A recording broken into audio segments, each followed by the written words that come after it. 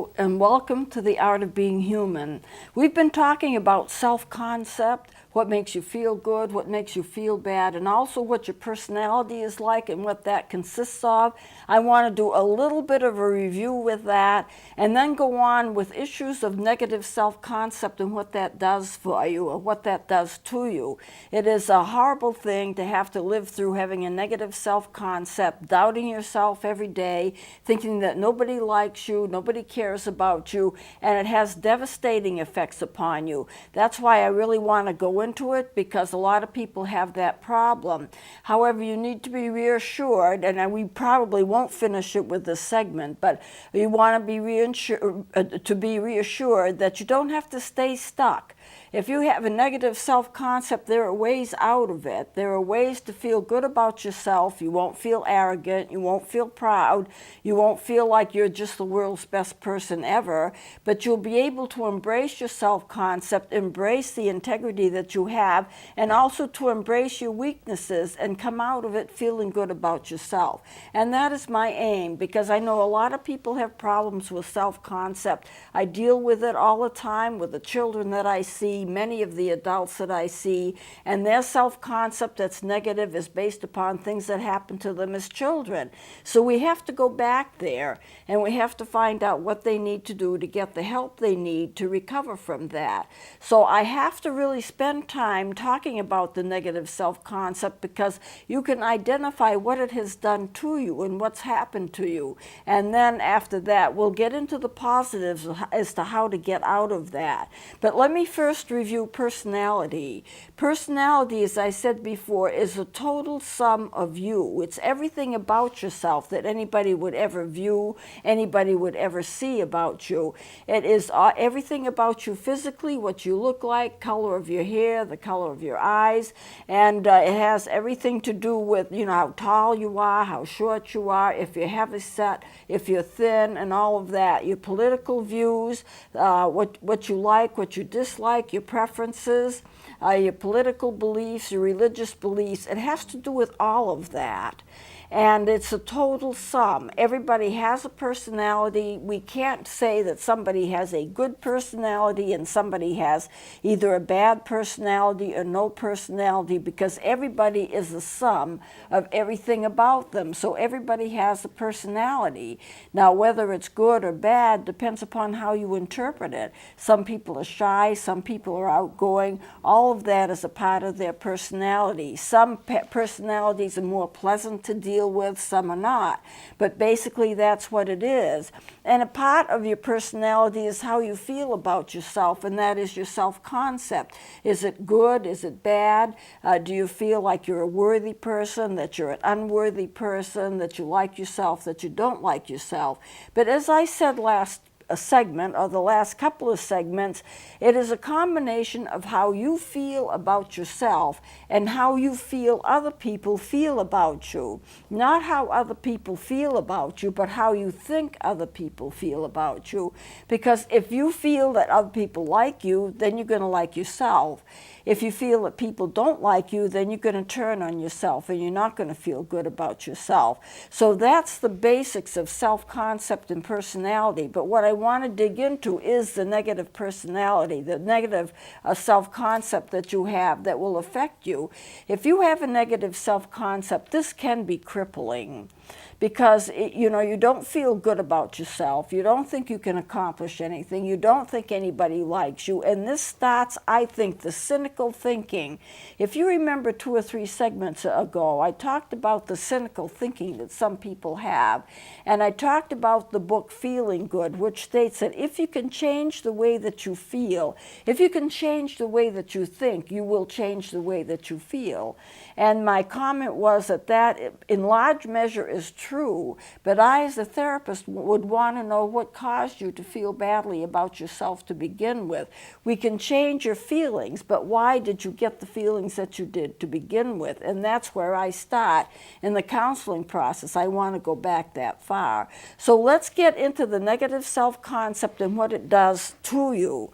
Now, people with a poor self-concept have probably, since they were young, been taught that they're not good.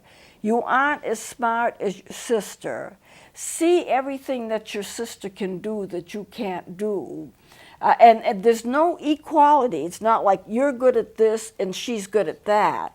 It's a case of your sister has it all over you. Your sister is smarter. Your sister does better than you. Your sister travels more. Your sister's more gregarious. And from comments like this, a child can learn early on that they're not as good as somebody in their family, and the negative self-concept starts then. But it may not even be a comparison. It may be that a mother, usually it's the mother, but sometimes it's the father, saying, you know, I thought you'd be smarter than this. Why can't you get an A like other kids in school? What is it about you that you're always dropping things? You seem to be more clumsy than most kids. You see, it doesn't take much. People are hypervigilant. Even babies and young children are hypervigilant in terms of how they're treated. If you teach a child that they don't do well, they're not as good, they missed the boat, they were in a basketball game, they couldn't make the basket, they didn't win the game, they lost the game for their team, you know, it just has devastating effects. Why can't somebody say, you can't be perfect all the time? My goal when I'm working with people in terms of their self-concept, children or adults, is to allow them to be able to make mistakes which they're going to make and not allow those mistakes to affect their self-concept. If a child misses something or drops something, so what? It's not the end of the world. Everybody does it. And so that's the way that I would treat a child. If I had a child of mine, they would not have to be perfect to be good. And so many children feel that they have to be perfect or they're not good. And they get that from their parents growing up. You didn't get all A's, how come? You got a B instead of an A. That mars your record. No, it doesn't. There's nothing wrong with a B. You know, why do we have to judge people, even children, according to academic excellence? Academic excellence is not the only thing in the world. They can be good at a lot of other things. So we have to be careful. Children can be taught early on that they're not satisfactory. I used to teach high school, and I can remember going to a basketball game and a child missed a basket. It wasn't on our team, it was on another team. I did not know this child. And toward the end of the game, she came up on the bleachers and she sat there. She was a distance away from me and she was absolutely weeping. Her head in her hands, just crying her eyes out. And if I had known her, and it wouldn't have been inappropriate, I would have gone over to her and I would have talked to her and I would have tried to open her up to tell me what she was crying about. I think she was crying because she thought that she lost the game for her team. But if I had been a coach and I'd seen her up there and she was one of my students, I would have been up there with her just to talk to her and help her to feel better. Because everybody makes a mistake. We don't always come out on top all the time. And you cannot let that define you. You cannot let define you that which you feel that you're a failure at. If you knew how many times that Abraham Lincoln tried to get into public office and he lost elections right and left before he finally got in, or anybody who is trying to invent something, how many times do they have a failure before they have a success? Or how many times a person may go in for a contest and they lose more times than they win, but finally they win. You cannot define yourself by the occasional mistake, or if you find that you can't do something, you just can't do it. I had a friend of mine go to college, and she was a very nice girl, but she just was not meant to go to college. She flunked out. So she got readmitted. She flunked out. Then she got readmitted, and she flunked out. She was admitted 3 or 4 times. She flunked out every time. And she could have felt like the worst failure ever. She really desperately wanted a college education. And I think the reason she wanted it so badly is that a lot of her friends were in college and they were doing well. She wanted to keep up with them. She also wanted to be a success at something that a lot of people are a success at. But she just couldn't do it. She just didn't have it. And that's okay. There are a lot of other things she could do. You cannot define yourself by what somebody else can do. If you can't do it, you can't do it. It doesn't mean you're any less of a person.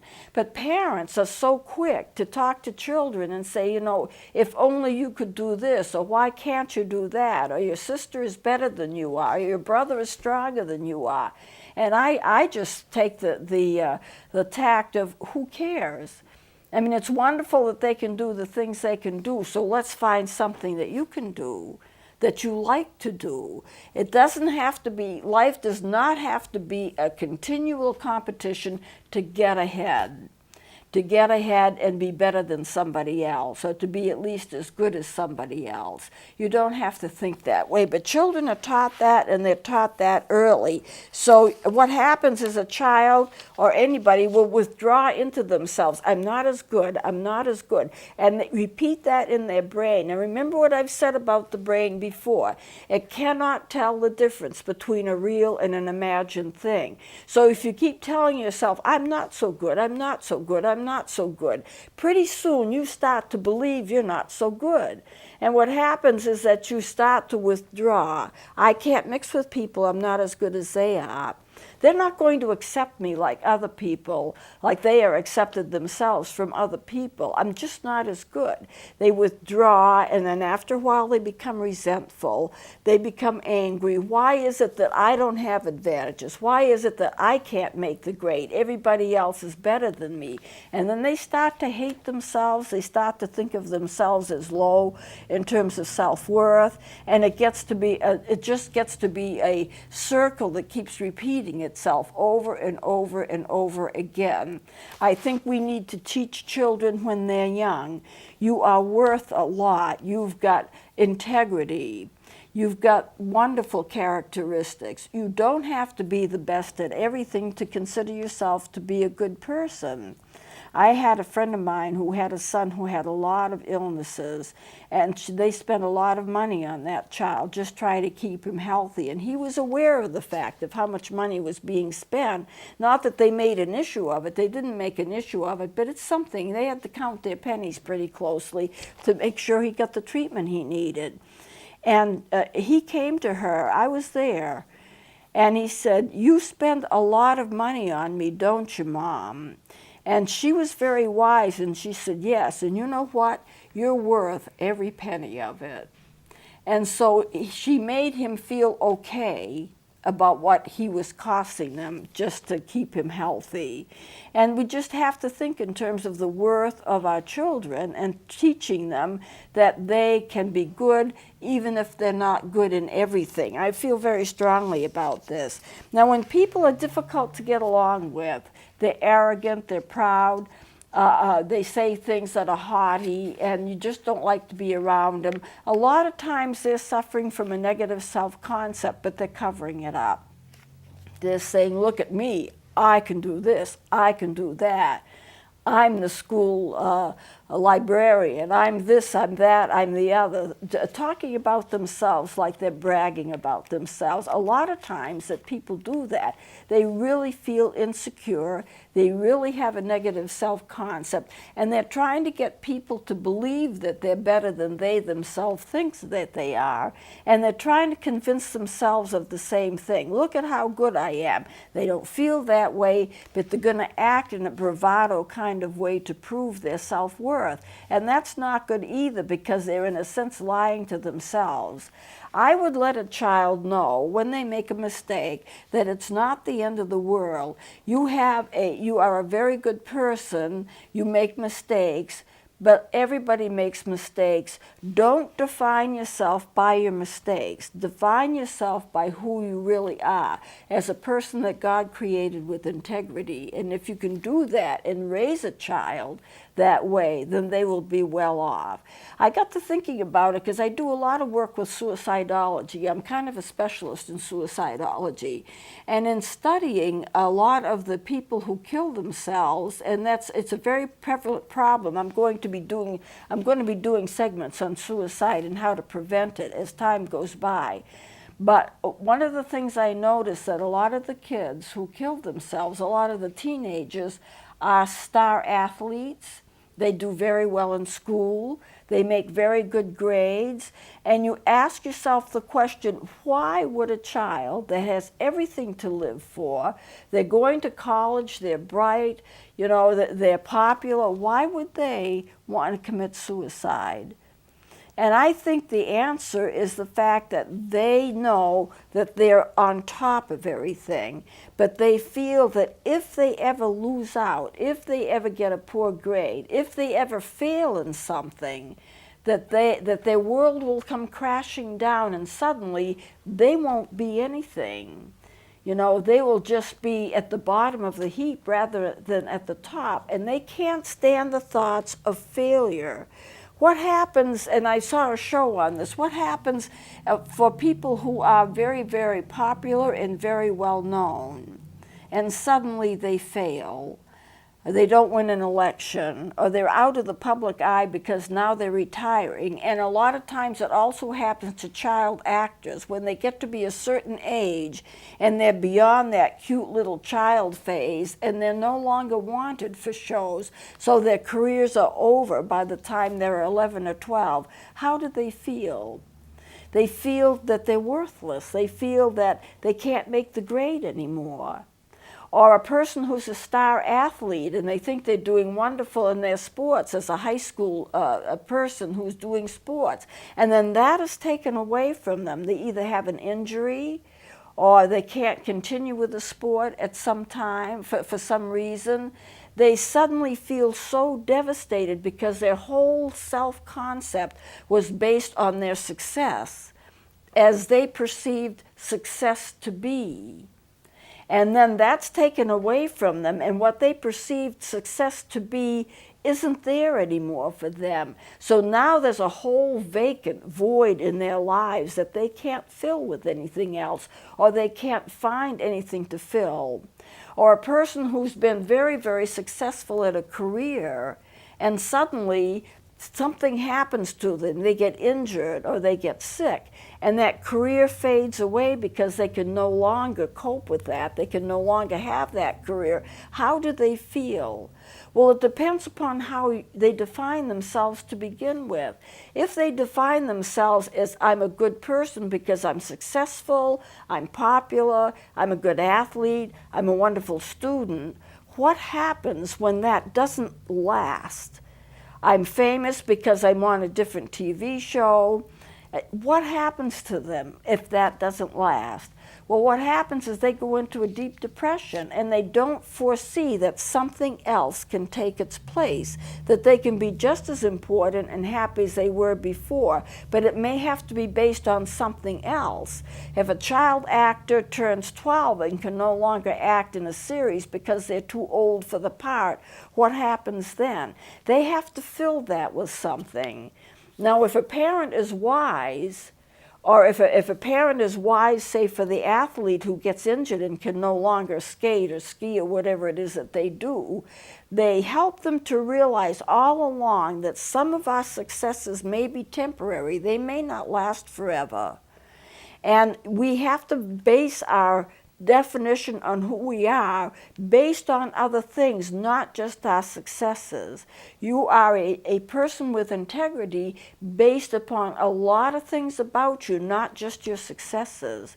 If you're in the school play and you do a wonderful job, what happens to you when the play is over? You may not be as popular as you were while you were rehearsing for the play, while the play was doing well. I mean, I've seen it myself as a teacher. I had a girl, and I want to kind of close with this story, and we'll continue with this next time, but I was working with a girl. She really felt badly about herself. She wasn't popular. They didn't have much money. She struggled in school, and I was putting on a school play. She read for the part, and she had courage to do it, but she was definitely the best. And I picked her for the lead part in the play. I think it was Arsenic and Old Lace or something. It was a major play. And even the superintendent of the schools doubted my wisdom in choosing her. You want her to be the lead? And I says, you come and you listen to her read. So the superintendent, the principal came and they listened to her read for a while, and then they came up to me and she says, "You're right, she's the one." I put her in that play and she did magnificently. She knew all of her lines. She never missed a line. She was in character. She did perfect. She couldn't have done any better. Suddenly, she went from being nondescript, just average, no one paid any attention to her, to being the star of that school. She was popular. She was just great. Everybody liked her. She had friends. And then suddenly, of course, the play doesn't last forever. We had a good 6 or 7 weeks of rehearsals, and then we had the play. It was magnificent. It did very well. And then after that, it's over. What does she do now for her self-concept?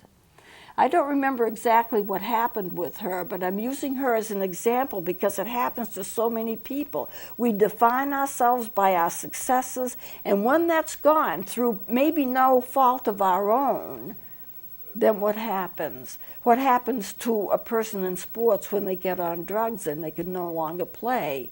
And they're the laughing stock of the community because they can no longer do what they could do before because they messed up. They've got to start to rebuild. So my idea is raise children to feel that they're good about themselves, they're valuable, they have integrity, this is the way God made them. Do not define yourself by your success. It's impossible not to do it to a certain degree, but don't let that be the only measure of your success. Don't let that be the only measure of a positive self-concept. And then when things happen, you have a character, you have a base from which to move ahead. You don't have to be concerned about committing suicide because now you're not popular anymore. Now you don't have anything. Now you failed. Whereas you're a success, now you failed. So you become depressed and you think about the absolute worst thing you could ever do. You don't have to let that happen to you. I'm going to continue with this next time. We're out of time right now, but we'll continue with this next time. So please join me then.